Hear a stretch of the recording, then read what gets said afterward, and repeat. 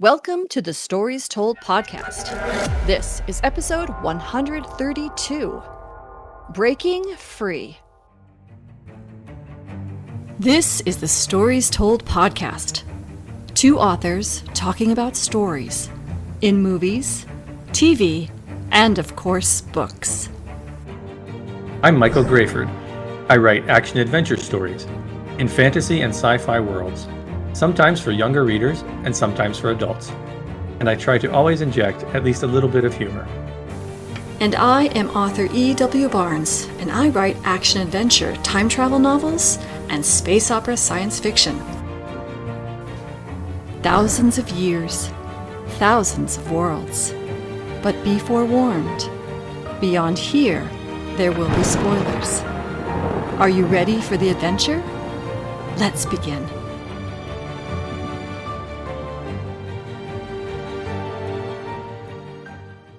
Welcome back to the Stories Told podcast. I'm author E.W. Barnes, and with me is author Michael Grayford. And today we're talking about the story told in the television series Murderbot, which can be found on Apple TV. How are you doing today, Mike? I'm good. How are you? I'm good, thank you. And what's new in your writing world?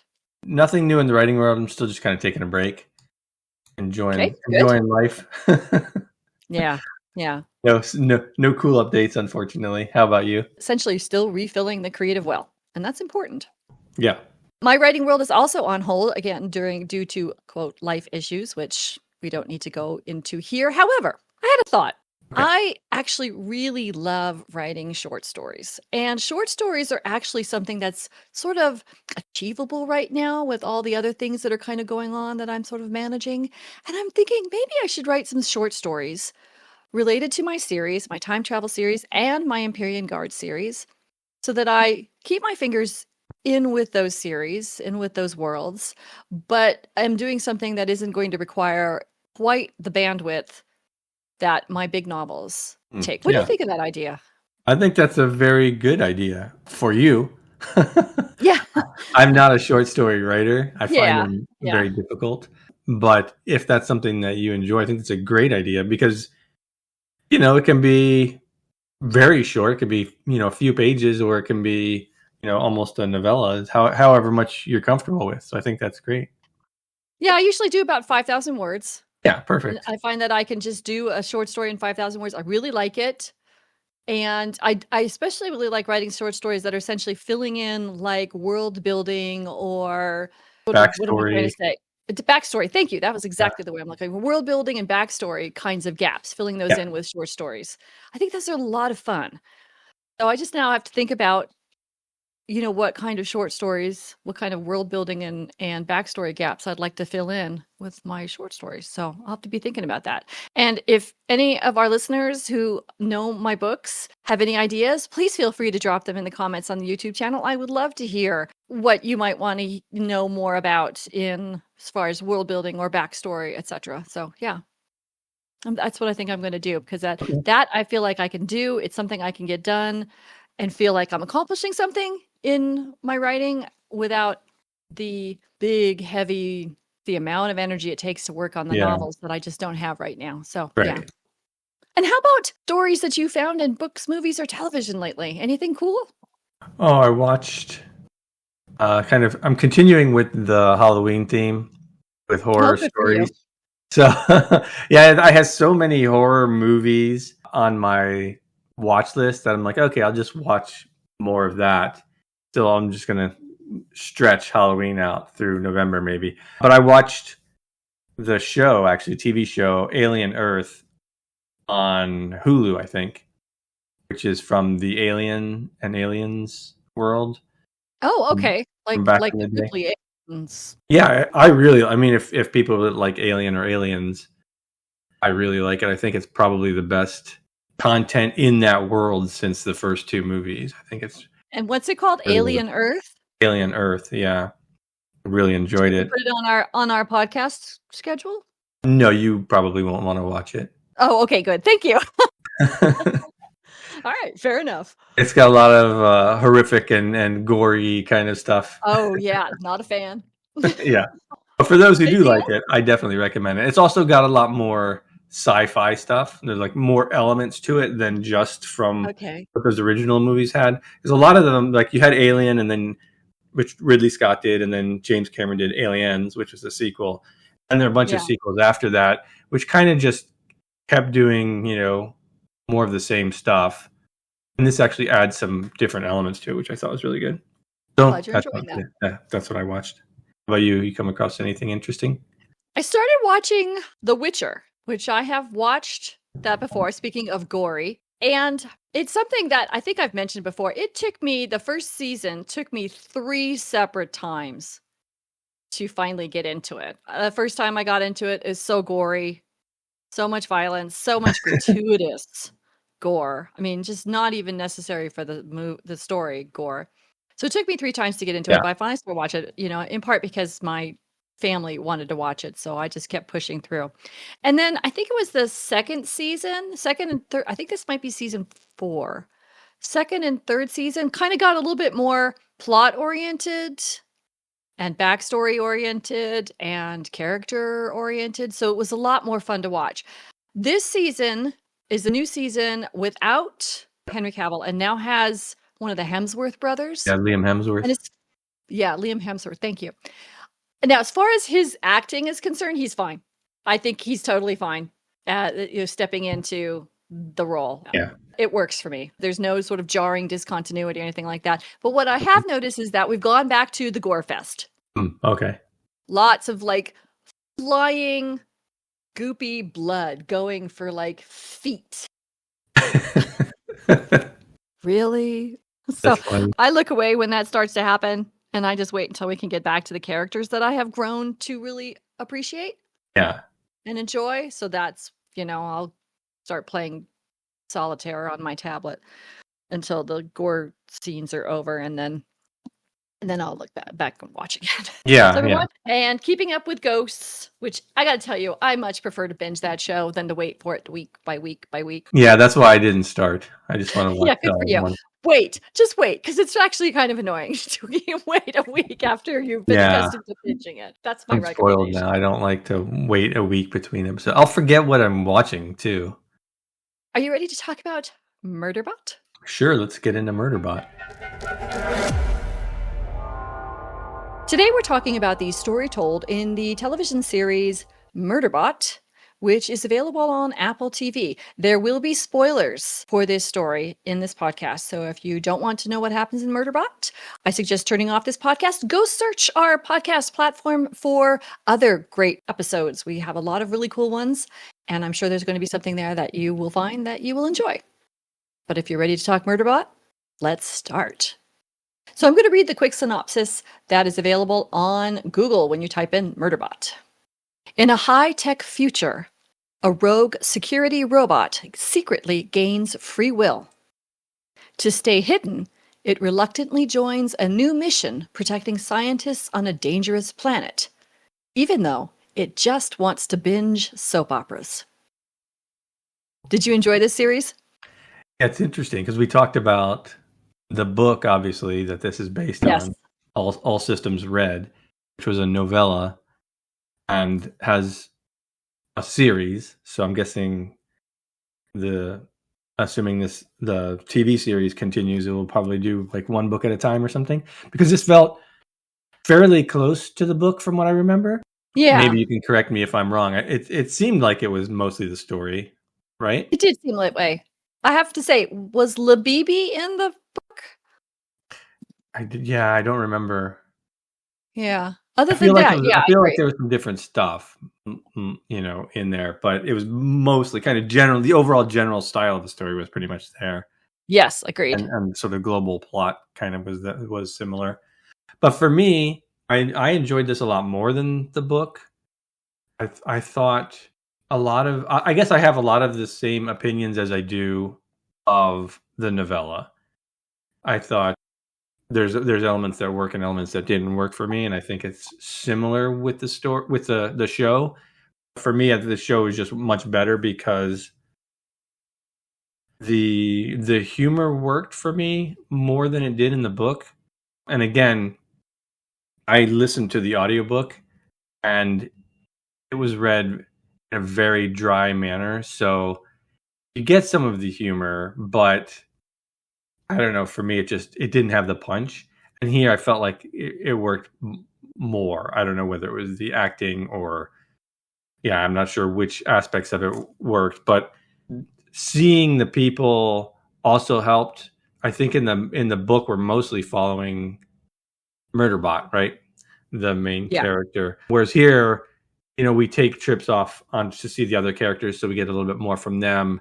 And just having actors portraying the other characters just inherently makes them come alive more, because each person has their own personality, whether it's written or not.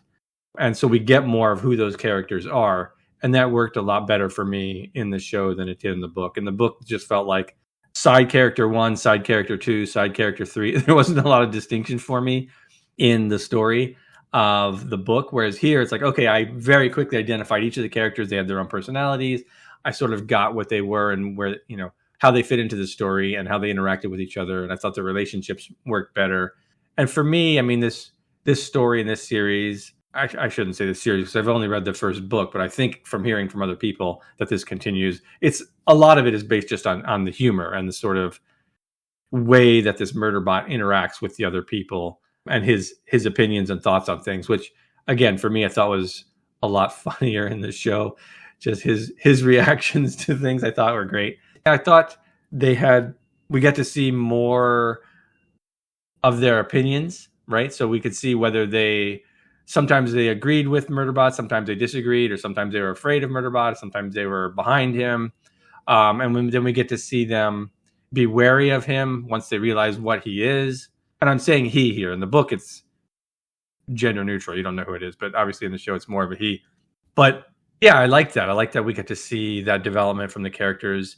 They become wary of him, and then at the end, if they're not on his side, they're definitely defending him, and to the point where they actually save him. They bring back his memories and give him his autonomy at the end. So I thought that arc worked a lot better for those characters. His was fairly similar from what I remember in the story, in terms of him just wanting to watch the shows and then getting his freedom at the end. For me, one of the strongest parts was seeing them all work together at the end to gain his freedom. I thought that was a high point of the show. Yeah, overall, I have some issues with it still, but I enjoyed it a lot more, and I was more interested in continuing the story than I was with the first book. So that's my take, at least in terms of things I like. What about you? I feel exactly the same way. I actually think that this does better as a television series than the book for a lot of the same reasons. I think the humor is so dry that it translates so much better with facial expression or non-facial expression, as the case may be with Murderbot. And you get it also from the facial expressions of the other actors, so that dry humor comes across so much more clearly when you have it with three-dimensional people to bounce it off of. I think it really worked. And I like you, I liked it better as a series than I did really as the book. And the book was okay. I mean, the book was fine, but the series, I think, is a better treatment of this story. I, too, really enjoyed the three-dimensionality of the characters and the arc of going from we're forced to have a sec unit to we're really grateful to have a sec unit. And this sec unit is our friend, even though that friendship is not necessarily shared in the same way. I mean, that was the arc for the humans. So I thought that was really good. So yeah, I would say overall, I would encourage people to watch this if they like this genre of entertainment. This is, it's comedy, it's action, it's dry humor, and I think it does all that very well. So I agree. I think it's a lot of fun for people to watch. Also, there's some great acting. There was some scenes where I was thinking, wow, that's really good. The actor who plays Garathan had some layers of acting there that I was like, wow, that's amazing. Even though it's a comedy, everybody is bringing their best to telling this story, and you can tell. Yeah, I agree. What would we might have changed in this series? My issues are probably the same as they were from the original story, from the novella. I guess I wanted to see Murderbot actively working towards something beyond just, the protection of this small group of people. I guess in particular his freedom. I mean, we see that, right? He overrode his governor module to have freedom to do what he wants, but to what end? Like, now that he has that, he just wants to watch shows. That's kind of amusing, but that doesn't really get me to root for the character. So I wanted more from that, to see him striving, right? To see him striving for something actively and working toward it. I wanted to root for that character. Whereas now it's more just an amusing technique, right? It's more like an amusing plot device almost, more than a character. So I wanted to see more from that character, I guess, from that perspective. I just want to see more humanness from him. I feel like I got a little bit more of that in the show, but it's still very muted. And again, this is only the first book, right? The first novella story. So maybe there's a lot more going on, and we get to go on a journey with this character where we'll see a lot more of that. I hope so, because I think moving forward, I'd like to see more of that develop. Because as amusing as it is to see him dryly comment about things and say something outwardly, but have an inner thought that's completely the opposite, which is very funny. If that's all that this show is going to be, if that's all that these stories are, I would be pretty disappointed and probably give up on it fairly quickly after this. So, yeah, I'm hoping for more of a character goal from him, more of a drive, more growth, more personality development. Even more maybe for the show, because we see this in multiple episodes. I wanted to see some development toward that direction. We didn't get a lot. You didn't get a lot of that, which is okay. Like I said, I enjoyed this show a lot more, and I would definitely watch another season. I just hope he starts to develop more as a character. That's my biggest thing that I would improve. And I don't need a lot of that, just a little bit. And they hinted at it when he, in the first episode, took off his helmet and acted out, behavior that he had seen in the soap opera in order to save. So you got a little bit of a hint of that. It just didn't really progress much. Yeah. I agree. I think the same things that bothered me in the book bothered me here too. For example, I think in order to set the stage with this character, that question about whether he killed all those miners or not should have been introduced in the very first episode, so that you know what his need is. It's to find out the truth about this. And we didn't see that until like the second or third episode. That sort of weird, the buried memory. I think that should have been in the first episode. And the other part of it is that I remembered vividly from the book, and it still happened here, is why are these people there? We didn't get any supporting information. It was like, we don't know what his need is, and we don't know what their need is, this team's need. They're just on this planet doing something. And there's a very brief mention of something like 6 episodes in about they're looking for something in order to make money for their planet. Wow, that should have been also in the first episode. Yeah. Identify his need, identify their need.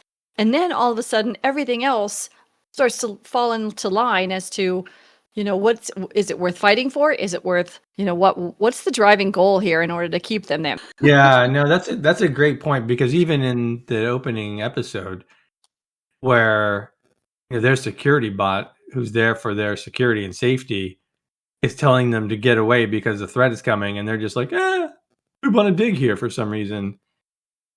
Like, right. What is so important that you're risking your life? What is so important that you're going to ignore your security bot? Exactly. Yeah.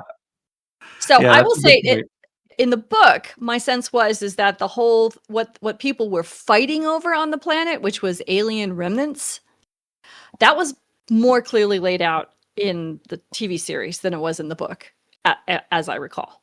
I remember being very confused by that too. What is worth killing an entire expedition for? So that was explained a little better in the television series rather than the book. But still, why our people were there in the first place? I really would have loved some better explanation. And it would not have been hard to do. Because we're not part of the corporation rim and we're independent, we have to search for new resources. That's what we're here to do. We're looking for X resources, Y resources, and Z resources. And then even identify, explaining to the sec unit, identifying each person's expertise on the group, saying, these people are in charge of looking for botanical resources. These people are in charge of looking for mineral resources. These people are in charge of looking for whatever. And then we have a much better understanding of why they're there and risking their lives, as you say, when the sec unit says you need to stop. That was, anyway. Yeah, that's such a good point because you're doing a series, right? You have multiple episodes. You could easily devote a little bit of time to that. It wouldn't even take that much. Just to give a little bit it could have been done very organically. Yeah. And there's clearly something going on with alien artifacts that I'm guessing is going to be important, as the series moves. I would hope so. Otherwise, why would they introduce that? Yeah. I hope they go somewhere with that. Agreed. I'm sure and they will. I hope so. And I hope we see these people again, because I think your point about his arc is incredibly well taken. You say you're going to watch another season of this. I'm not sure I am going to.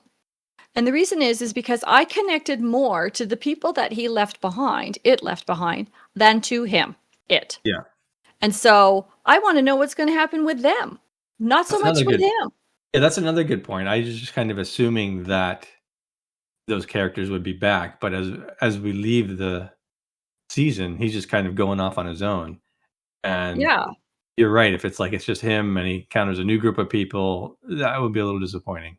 And if they had made part of his sort of quest to find out what happened on the mine, with the miners, if that had been made as sort of a quest, I need to know what happened. I have to go find out, and I need to find out so that I don't endanger these people that I care about, my favorite human, then it's like something we can get into.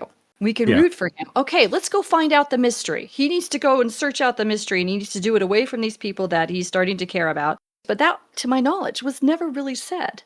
No, exactly. That's the same issue I had. Well, one of the same issues I had with the source material as well. It's like we end and it's like, okay, he's just going off and aimlessly.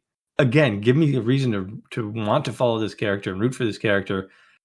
Like we're still left with, he's just going to watch soaps and figure out what he wants to do with his life. I guess that's not super compelling. Did you find any themes in Murderbot, the TV series? I think for me, it's the same as with the source material, the novella that it's based on. I think it's all about freedom, right? The people are out there to be free from corporate rule, and they even, once they know that this thing calls itself Murderbot, they ultimately, they're working to fight to free him, to let him be free and let him out and have autonomy over himself. And he was fighting against his governor module, presumably for freedom, although we don't really get much of that struggle in the show of why he wants to be free. So I hope we get more of that. But that's, I think, the theme that's in the show. What did you get? A focus on connection. And that was really embodied by, the team that was there that he was assigned to. They were all very connected to each other, and they valued the connection. And they took strides to support the connection and nurture their connections. You got to see a scene of them sitting at a table talking about, things that made them happy and things that made them bitter, and supporting each other as they process that information. And they had a ritual for supporting each other when they encountered something that was difficult to difficult emotions and difficult thoughts. So, and I to some degree think that that's what Murderbot was learning, albeit very slowly and very subtly, was the power of connection with these people. And you see that at the end when he talks about, Mensa being his favorite human. He's made a connection. So that's kind of what I pulled from it, was just the value of connection and the power of connection. Yeah, I like that. Although he kind of throws that away when he leaves. So, yes. If that's the theme, we knew it was on it. And if we knew it was because he wanted to hunt down the truth of what happened on that mining planet, then it would be okay. Yeah, exactly. So you're right. Yeah, that would have improved that. But yeah, I do like that. I do see that in there for sure. Again, I thought that was an improvement on the book, at least from what I remember. Yeah. So as a writer, what did you take away from Murderbot, the TV series? Let's see. I like that they fought for him at the end. Yeah, I don't think that Right? was in the book. I don't remember. I I was don't trying think to it think was if it in was or not. that didn't seem familiar to me. My recollection was that he sacrificed himself to save Mensa, and so they took him back with him. Because Yeah, they that's in what I the book, thought they too. took him back to Preservation Ox. It wasn't in the corporate rim. They took him back to their planet, and then he left from their planet. Yeah. Okay. Yeah. So Yeah. yeah, I thought that was like this take was new. I thought as well. Yeah, Okay.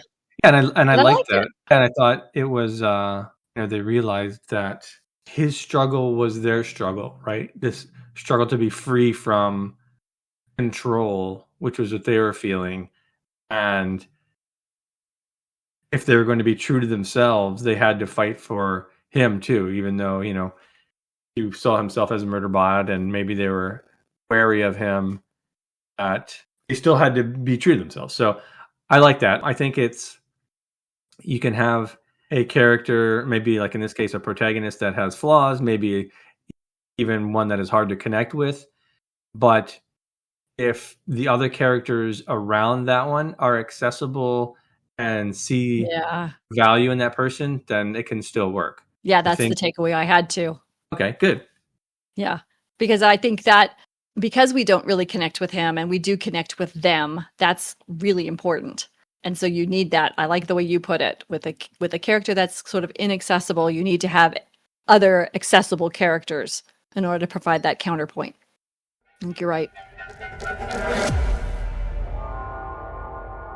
Thank you for joining us as we talked about the Apple TV sci-fi show Murderbot. A huge thanks to our Patreon supporters and all our listeners. Your support, even through a simple like or share, means the world to us. If you enjoyed today's themes, check out E.W. Barnes's Temporal Protection Core series, which delves into time travel with heart, and where duty to history meets personal stakes. The link is in the show notes if you're curious to explore more. The Stories Told podcast is available on all major platforms. Please like, subscribe, or follow to help us reach more story lovers like you.